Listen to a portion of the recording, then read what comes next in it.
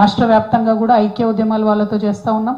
ఇక్కడ కూడా ఏ ఉద్యమాలు ఉన్నా ఏ పోరాటాలు ఉన్నా ఎర్రజెండా పార్టీ వాళ్ళందరినీ కూడా కలుపుకొని మేము పోరాటం చేస్తామని చెప్పి నేను తెలియజేస్తా ఉన్నాను. మరి మీ అందరికీ తెలుసు, నేను పదే పదే చెప్తూ వస్తున్నా, తెచ్చుకున్నటువంటి తెలంగాణ కొందరి కోసం కాకుండా అందరి కోసం అన్నట్టుగా ఉండాలి. సామాజిక తెలంగాణ అనేటటువంటిది సాధించాలి. మరి ఏంటిది సామాజిక తెలంగాణ? ఖమ్మం జిల్లా ప్రజలకు సామాజిక తెలంగాణ ఎట్లా ఉపయోగపడుతుంది అంటే, ఖమ్మం జిల్లా స్వభావాన్ని మీరు ఆలోచించుకుంటే చాలా బ్యూటిఫుల్గా ఉంటుంది. ఇక్కడ ఆంధ్ర సంస్కృతి ఉంటుంది, తెలంగాణ సంస్కృతి ఉంటుంది, గిరిజన సంస్కృతి ఉంటుంది, ఆదివాసీ సంస్కృతి ఉంటుంది, అన్నీ కలిసి ఉంటాయి. కానీ ఖమ్మం జిల్లాలో నాయకత్వం ఎవరికి వచ్చింది అని ఒకసారి ఆలోచించుకుంటే కేవలం ఒకటే ఒక బీసీ బిడ్డకు ఇప్పటి వరకు మంత్రి పదవి వచ్చింది మొత్తం ఇన్నేళ్ల చరిత్రలో.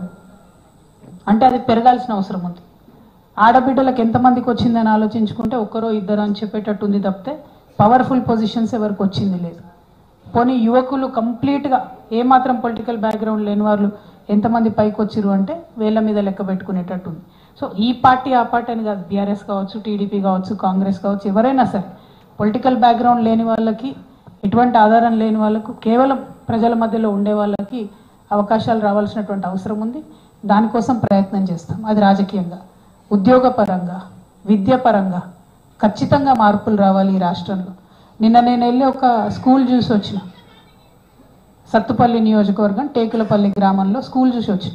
అది ఎప్పుడో పెద్దలు రామిరెడ్డి వెంకటరెడ్డి గారు ఉన్న టైంలో కట్టినటువంటి హాస్టల్ బిల్డింగ్. ముంగట్నేమో మోడల్ స్కూల్ కొత్తది ఉంది, కేసీఆర్ గారు కట్టించింది. వెనుక మాత్రం పాత హాస్టల్ బిల్డింగ్ ఉంది. ఒక్కసారి ఇమాజిన్ చేయండి అన్న, మనం నిద్రపోతుంటే పైనుంచి పైకప్పు ఎప్పుడు ఊడిపడుతుందో తెలియనటువంటి పరిస్థితులలో అక్కడ ఆడపిల్లలు దాదాపు 150 మంది ప్రాణాలు అరచేతిలో పెట్టుకొని ఉంటా ఉన్నారు. నిజంగా నిన్న స్కూల్ సందర్శన చేస్తూ ఉంటే మాతో వచ్చినటువంటి చాలామంది కళ్ళనీళ్ళు పెట్టుకున్నటువంటి పరిస్థితి. అంత దారుణంగా ఆ స్కూల్ ఉంది. అంటే నేను ఒక చిన్న మాట ఏమంటా అంటే, నేను కూడా 20 సంవత్సరాల నుంచి పాలిటిక్స్లో ఉన్నా కానీ ఈ 7,000 కోట్లది, 13,000 కోట్లది, 19,000 కోట్లది ఒక ప్రాజెక్టు కోసం మనం 10 ఏళ్ల నుంచి ప్రయత్నం చేస్తున్నాం. ఒక 2 కోట్లు పెట్టి కొత్త బిల్డింగ్ కట్టించుకోలేమా? అంటే మన ప్రాధాన్యతలు ఎక్కడ పెడుతున్నాం రాజకీయంగా అని విశ్లేషించుకోవాల్సినటువంటి అవసరం ఉంది. ఆ మార్పే సామాజిక తెలంగాణ అంటున్నాం. ఎస్, రైతుల కోసం ప్రాజెక్ట్ రావాల్సిందే, ప్రాజెక్టులు వస్తేనే మనం బాగుపడతాం, అలా డౌట్ లేదు. ఎట్ ద సేమ్ టైం ఒక 2 కోట్లు, ఇది 20,000 కోట్లతో ప్రాజెక్టు కడుతున్నాం, ఒక 2 కోట్లు, 1 కోటి రూపాయలు పెట్టి ఇట్లాంటి బిల్డింగ్స్ రిపేర్ చేసుకుంటే 200 మంది ఆడపిల్లలు గుండె మీద చేసుకొని నిద్రపోతారు అనేటటువంటిది నా ఆలోచన. దానికోసమే మన ప్రాధాన్యత క్రమాలు నిర్ణయించుకోవడానికి సామాజిక తెలంగాణ కోణం రావాలని చెప్పి నేను ఆలోచిస్తూ ఉన్నాను. దానికోసమే తెలంగాణ జాగృతి ఒక నినాదం తీసుకుని, అవకాశం, అధికారం, ఆత్మగౌరవం. అవకాశం రావాలి, అప్పుడు అధికారం వస్తుంది, తద్వారా ఆత్మగౌరవం వస్తుంది. ఇది ఊరికే తీసుకోలేదు. ఫ్రెంచ్ విప్లవం స్ఫూర్తి నుంచి, తెలంగాణ సాయుధ రైతాంగ పోరాట స్ఫూర్తి నుంచి, మలిదశ తెలంగాణ ఉద్యమ స్ఫూర్తి నుంచే ఈ నినాదం తీసుకొని బయటకు వెళ్ళినాం. దానికోసం ఖచ్చితంగా ప్రయత్నం చేస్తాం.